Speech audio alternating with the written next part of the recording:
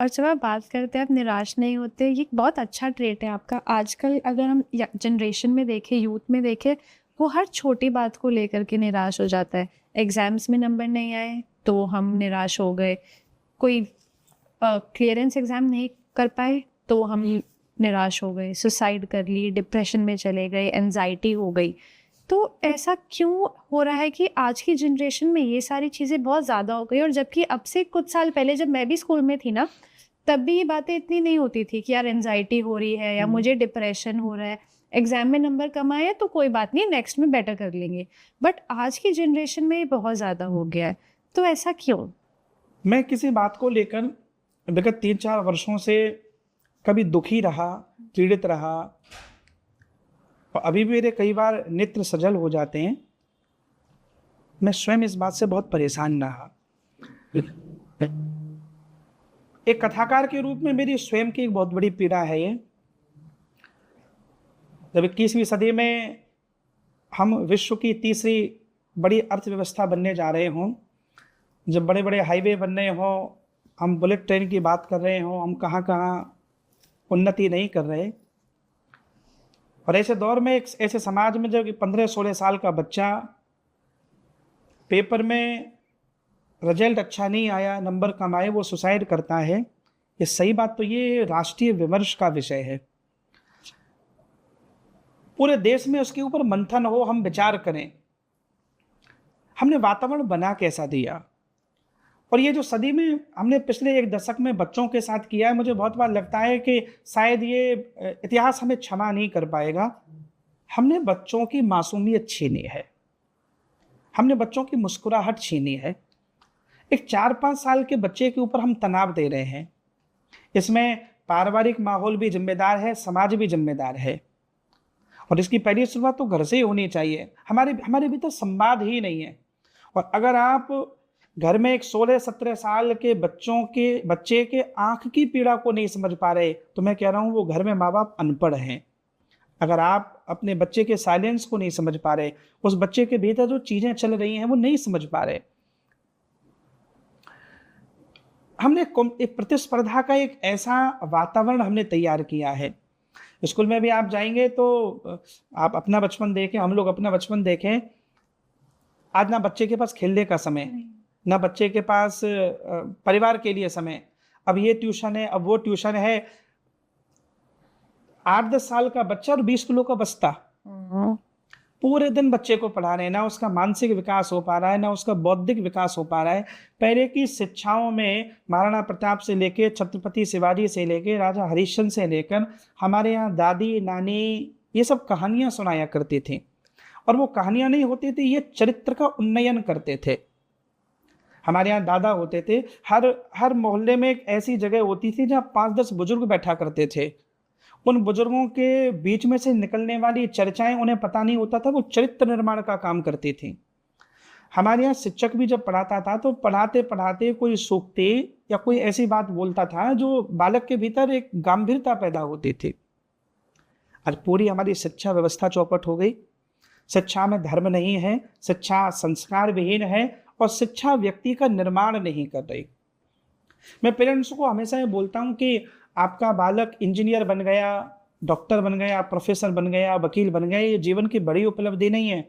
ये प्रकृति सबको कमाने खाने लायक बना देगी, पशु भी अपने भरण पोषण कर लेगा।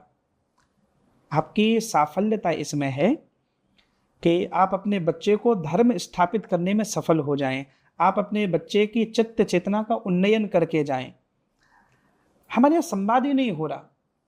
पिता पुत्र से संवाद नहीं कर रहा। पिता कभी पुत्र के कंधे पर हाथ रखकर ये बात तो करे कि तेरे जीवन में कभी ऐसी स्थिति आए तो बेटा तू घबराना मत, मैं 2 बार फेल हुआ, 3 बार फेल हुआ।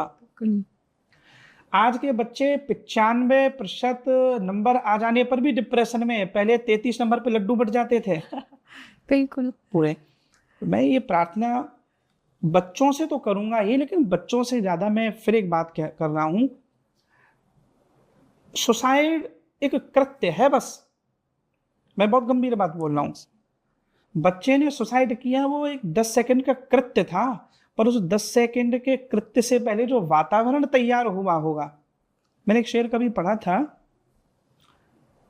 वो जो मरने पर तुला है, वो जो मरने पर तुला है, उसने जीकर भी तो देखा होगा।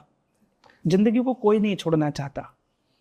एक 15-16 साल का बच्चा अगर फांसी से लटक रहा है तो हमने वातावरण कैसा बनाया होगा, कितनी रातें वो घुट के जिया होगा। उसने कभी सुसाइड लेटर लिखा भी होगा, कभी बंद भी किया होगा, कभी रात में वो लेटर लिखने के बाद सोती हुई माँ के पास गया होगा, पिता के पास गया होगा, फिर उसने फाड़ के भी फेंका होगा, न जाऊं न करूं। लेकिन उस स्थिति तक पहुंचा कैसे, कोई बालक नहीं चाहता। मैं अभी कनाडा में जब प्रोग्राम करने के लिए लास्ट ईयर अगस्त में था, तब भी मुझे बहुत दुख हुआ था। एक 19-20 साल के बच्चे ने सुसाइड किया, और जब उस बच्चे ने सुसाइड किया तो मैं तब भी बहुत परेशान रहा, मुझे 2-3 दिन नींद नहीं आई। और मैं एक बात और भी सोचा करता हूँ, जैसे जो बच्चे शहर में या विदेश पढ़ने जाते हैं ना, कि शहर में पढ़ने वाले बच्चे भूल गए किसकी माँ ने कितना जेवर बेचा है। बिल्कुल।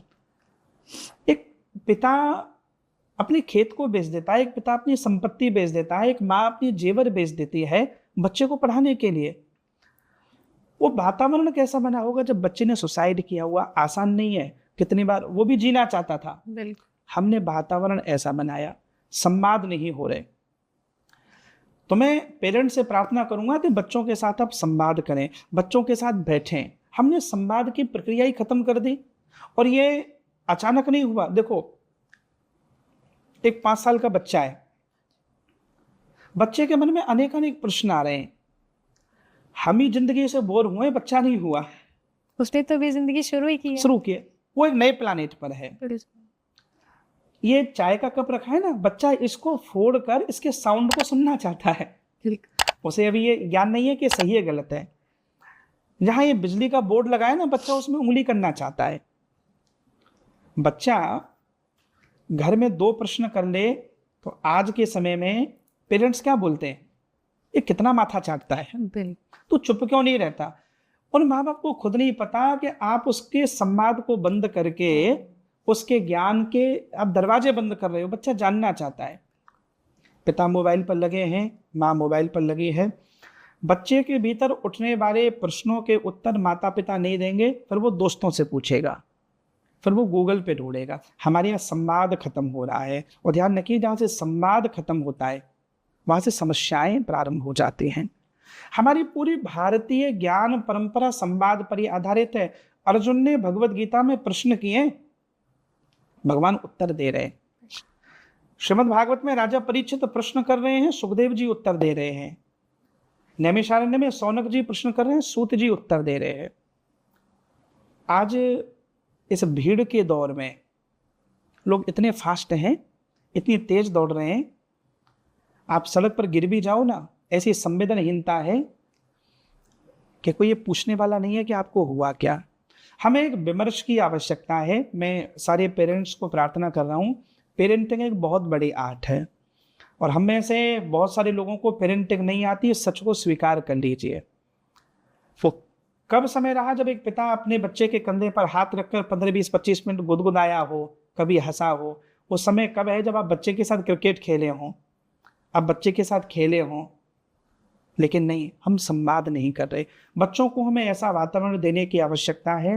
ये दुख का विषय है कि 15, 16, 17, 18 साल की उम्र में हमारे बच्चे सुसाइड कर रहे हैं। और मैं ये मानता हूं कि सामूहिक रूप से हम सबकी पराजय है।